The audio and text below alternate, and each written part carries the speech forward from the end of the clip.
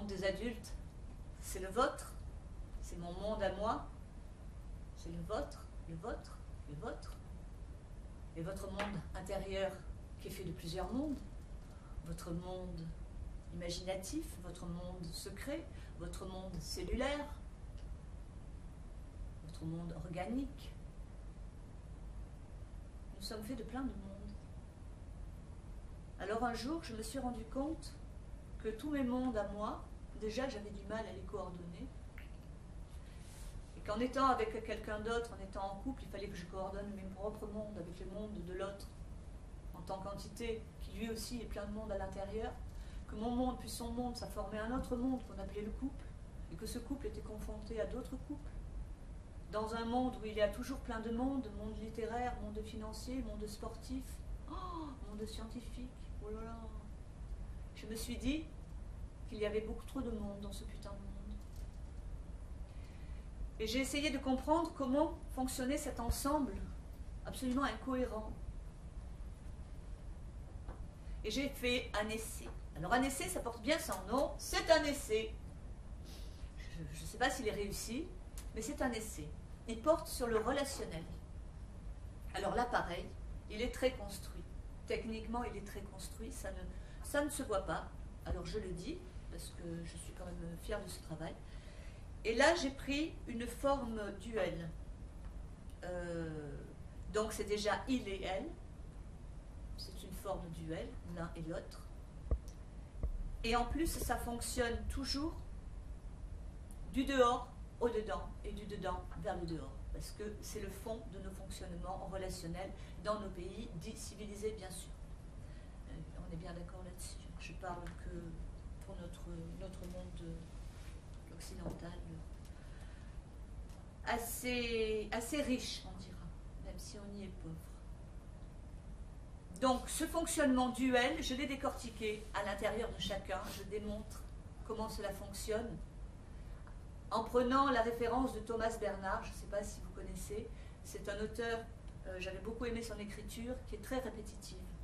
Ça donne un côté rythmique très lancinant, une musique très très spéciale, un peu monocorde, mais que moi j'avais beaucoup aimé.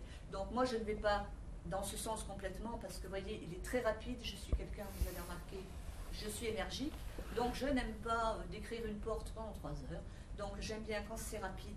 Donc là, c'est plutôt le clip, hein, c'est pas la mélodie, c'est plutôt le clip qui rentre dedans. Donc ça va très vite, mais c'est très construit. Donc là, cette répétition, elle est dans le fonctionnement. Le fonctionnement qui est bon pour l'un, il sera bon pour l'autre. Et donc, je le répète dans la forme, pour que les gens puissent le sentir, puissent le voir, avec évidemment des phrases différentes, mais le fonctionnement est toujours comme ça. Alors de il à elle, on retrouve tout l'univers. Parce que c'est un principe de fonctionnement que je considère universel. C'est pour ça que j'ai choisi il et que j'ai choisi elle. Il n'y a pas d'âge, il n'y a pas de couleur, il n'y a pas de religion, il n'y a pas de niveau social, il n'y a pas de niveau intellectuel, on ne sait rien, c'est il et c'est elle. Voilà, parce qu'une fois qu'on enlève toutes les fioritures, le fonctionnement il est toujours identique. Alors comme c'est quelque chose qui se développe, puisque c'est très construit dans un rouage de mécanique qui ressemble à nos vies, qui nous emporte, qui nous roule un peu comme la mer, nous roule. Je ne peux pas vous lire le milieu, la fin, parce que ça n'aura aucun intérêt. Je vais donc tout simplement vous lire le début. Alors, le début peut vous paraître peut-être un peu sombre, mais ce livre n'est pas sombre du tout. Il et elle, ou le programme initial.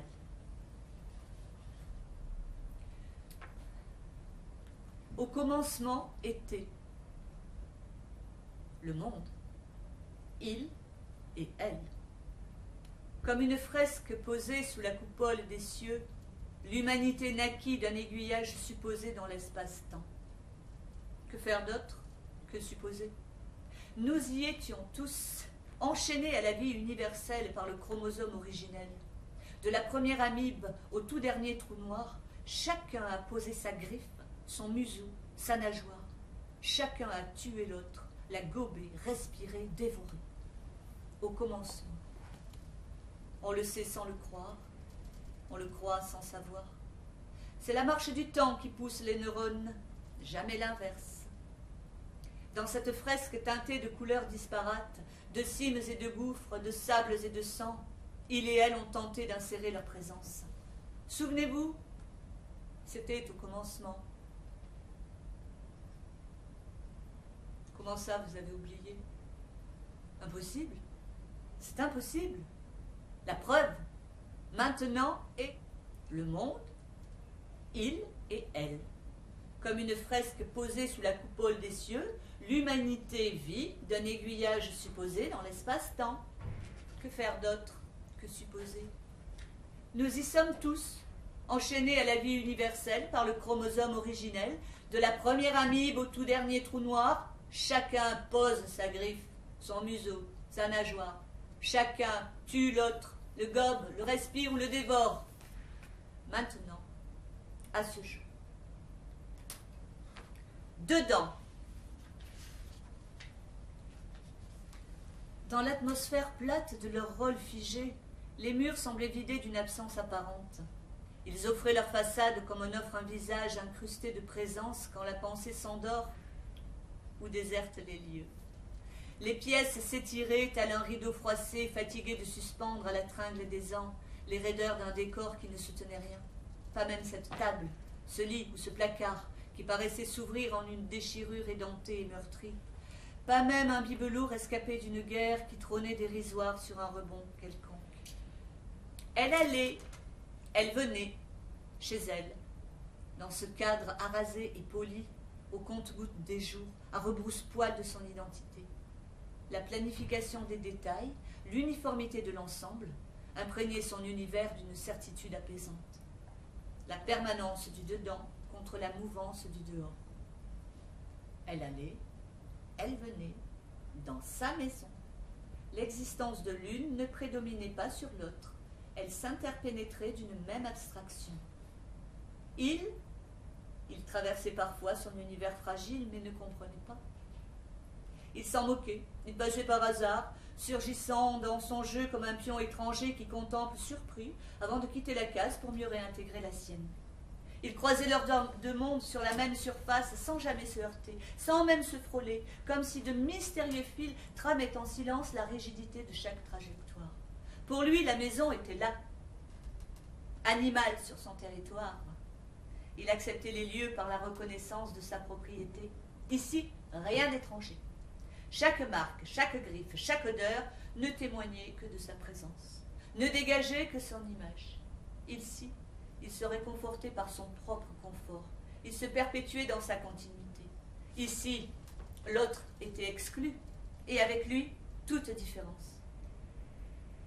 Dans l'abstraction totale de présence extérieure, il savourait l'harmonie illusoire d'un équilibre décentré de lui-même. Maître à bord. Et qu'importe si le navire n'est qu'un rafiot tordu, lamentable et percé.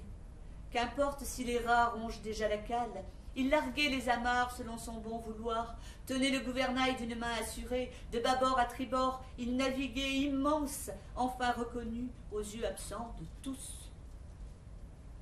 La maison les louait depuis bientôt longtemps.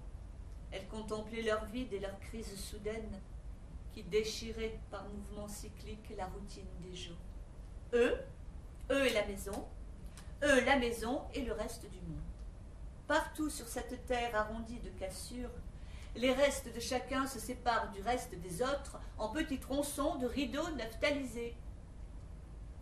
Elle est jeune, elle est vieille. L'âge n'est qu'une graduation sur l'équerre du temps, un niveau quelconque de ce mouvement ascendant, normalisé, structuré, afin de rassurer notre propre milieu qui se débat toujours entre son début et sa fin. Peut-être un jour était-elle née, vide de vieillesse et emplie de présence, les yeux trop grands dans un corps trop petit, peut-être.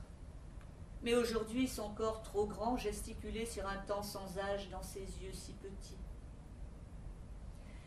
Il et elle limitaient leur vie en limitant les lieux. Petit univers chaud, à l'abri du tumulte, des guerres et des famines. Elle savait qu'ici, personne ne pouvait mourir, sans comprendre que pour la même raison, personne n'y naîtrait jamais. Entre leurs deux silences, il et elle parlaient parfois, suite de mots lancés en ballon sonde. mais ils se connaissaient depuis si longtemps qu'ils en oubliaient de se reconnaître. Les mots se dégonflaient comme des cœurs crevés sur les habitudes respectives et le mouvement d'ensemble. Elle n'était pas malheureuse, il non plus. Que désirer de plus? Elle vous le jure et il l'approuve.